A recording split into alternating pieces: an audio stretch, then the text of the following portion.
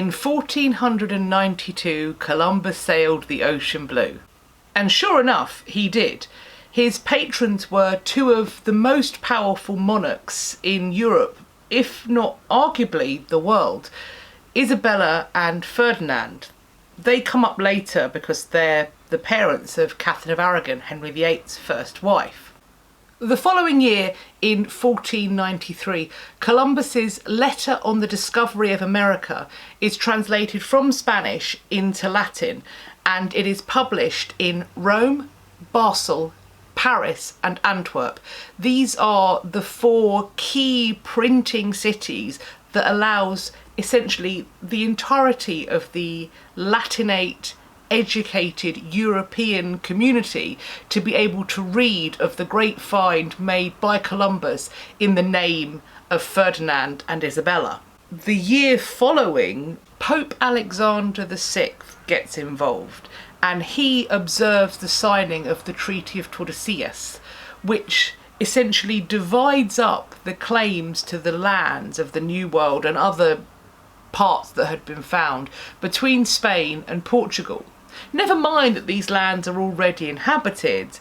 For the Pope, he is dividing them between his two perhaps favoured Catholic kingdoms.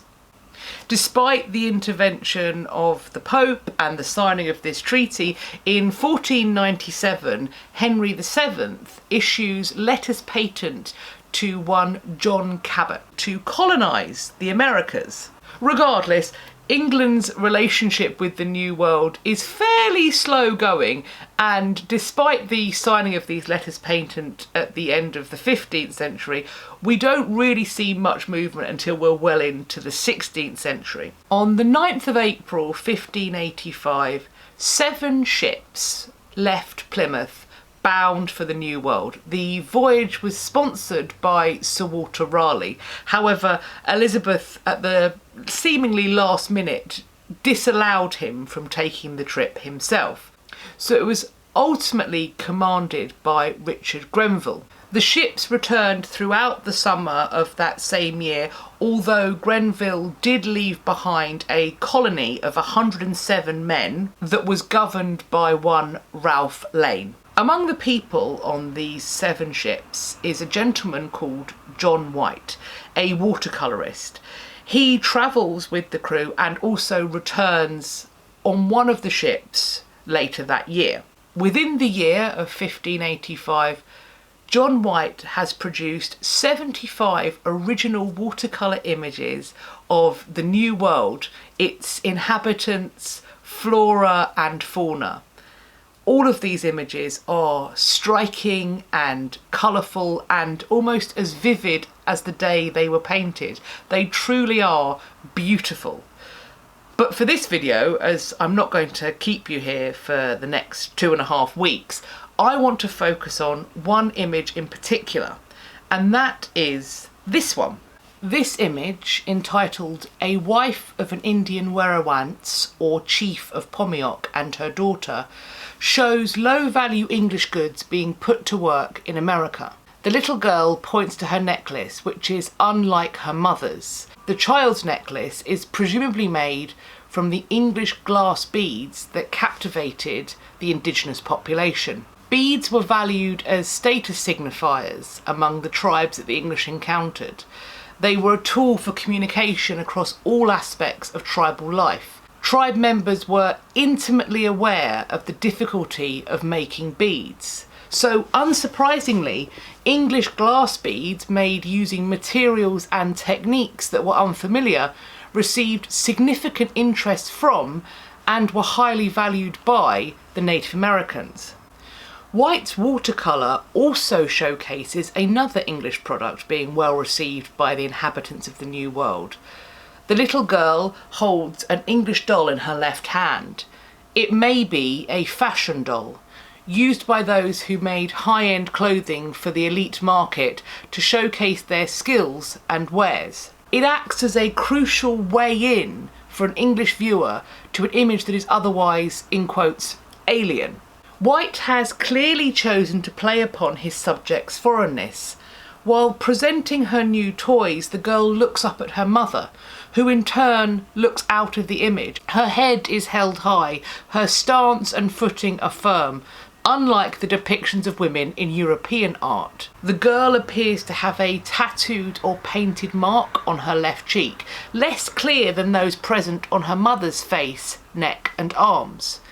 These marks are further evidence of the foreignness of White's Native American subjects, with their tradition of permanent facial marcation and scarification. Similarly, the mother's gesture, her right arm resting in her necklaces, is also distinctly non-European.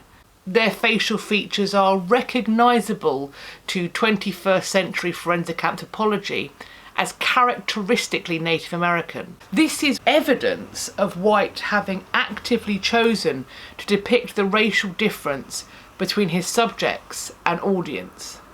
I wonder if we might look at this watercolour by John White as a kind of proto-ethnography. There isn't an academic study at this time of people and places unknown to us. The early moderns aren't exploring their world in that way. But I think if we're being particularly charitable, we can look at what White is doing in the way he is representing the indigenous population with a degree of truth and seemingly a lack of sensationalisation. And we can see in this echoes of what will come to be participant observation within ethnography. And this is certainly more evident when we look at what becomes of John White watercolour images after this point, how they are manipulated and altered by later artists, and that's what I want to look at next. 5 years after John White had voyaged to Virginia and painted this gorgeous collection of watercolours, the images fall into the hands of one Theodore de Bry. And along with the images is the text created by Thomas Harriot, who was also on this voyage with White. Now, Harriot entitles his text A Brief and True Report of the Newfound Land of Virginia. Theodore de Bry takes White's watercolours and Harriot's text, and he keeps the text as is, but he alters the watercolours and turns them into engravings. So here's de Bry's version of John White's watercolour. Significant alterations have occurred, and the most noticeable being de Bry's inclusion of a landscape. Mother and daughter have been transported by de Bry to the edge of a body of water. Just as Harriot's caption beneath the engraving locates Pomeiooc near a lake hard by the sea. Rather than being a true report or an impartial eyewitness news account, the New World is being packaged to press a colonialist agenda. 2 canoes float on the water in the middle left of de Bry's constructed background. On board, men are fishing or hunting. 2 more canoes are present close to the horizon on the right of the image. Between these faraway canoes, a flock of birds take flight from the surface of the water, possibly evading those hunting them in the canoes. When coupled with the rich, verdant landscape, the engraving advertises the abundant food sources that the tribes enjoy. The New World is depicted as a temperate land of plenty, a refuge from the concerns of drought and failed harvests that were a known threat in England. Despite their lack of Christian instruction or observance, these heathen people thrive in an Edenic land blessed by God. For the Protestant Englishman receiving this report, it may have justified a belief that they would fare even better because they properly worshipped the God that granted this bounty. Together, text and engraving present the New World as fertile ground for colonisation, while also broadcasting the righteousness of that colonisation as a Protestant mission working to sanctify the land and the people by bringing both into the church. The desire to articulate the aptness of the indigenous population for colonisation and religious conversion has evidently instructed de Bry's alterations to the figures in White's watercolour of this mother and daughter. The mother's stance has changed. Her weight now rests more heavily on her front foot, a pose that was characteristic within European art and sculpture. Through this, she is familiarised aesthetically for the benefit of the English viewer.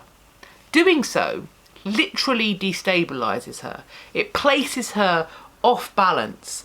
The natural gesture that White represented, where the mother's arm rests in her necklace, has been distorted. Her hand is now tensed. The placement of her fingers has been exaggerated, giving the appearance that she is pointing at her daughter's doll. In addition, the decision to give the girl an English rattle to hold aloft as a replacement for the necklace that she points to in White's image positions her in a more active gesture than the one being performed by her mother.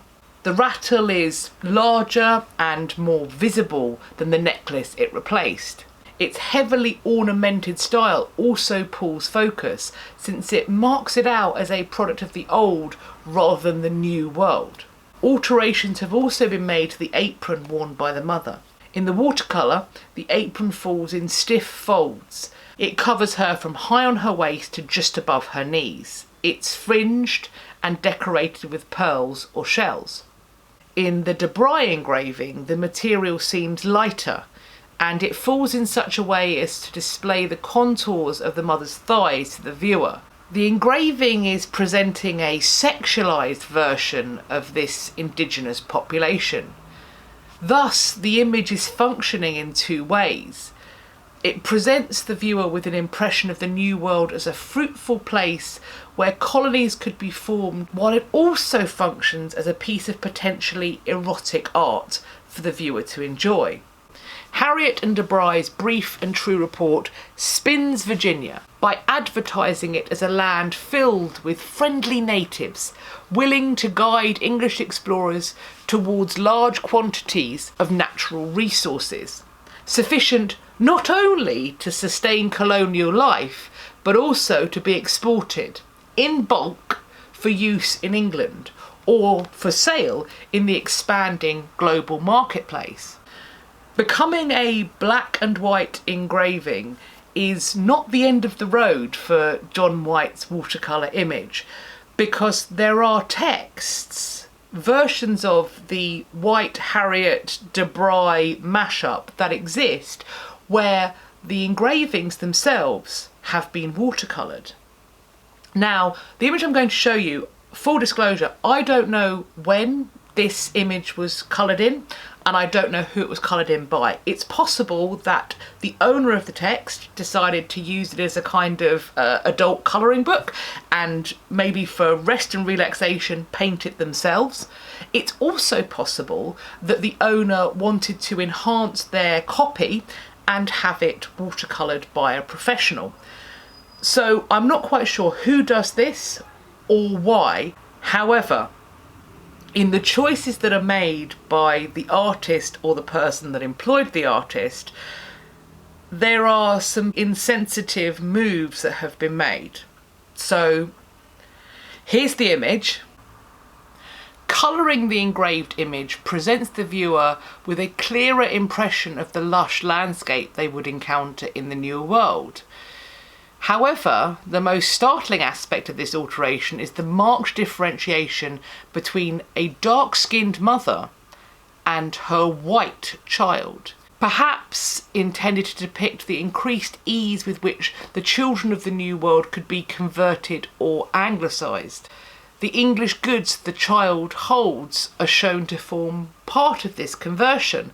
The goods have the agency to transform the holder, which in turn provides justification for exporting goods that were classified as mere toys within England. We could also read this lightened child as evidence of Englishmen having sexual relationships with the women of the indigenous population. There's also been some talk that perhaps this references a misunderstanding that Native Americans may be dark-skinned because they had some sort of inverted baptismal process in their infancy.